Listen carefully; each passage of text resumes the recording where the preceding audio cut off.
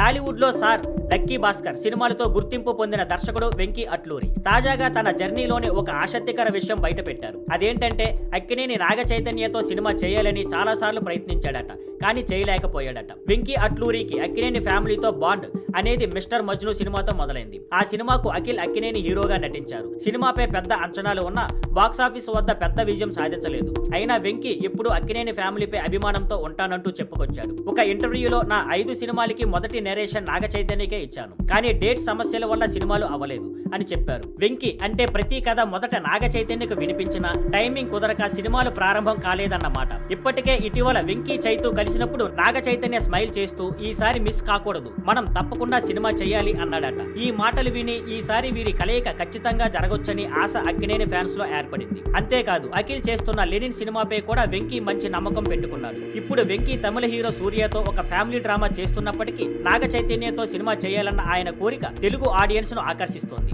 ఇదే విధంగా వెళితే త్వరలోనే వీరి కలయికలో సినిమా చూడొచ్చు అని ఫ్యాన్స్ ఆశించవచ్చు. Thank you for watching. Please like, share and subscribe.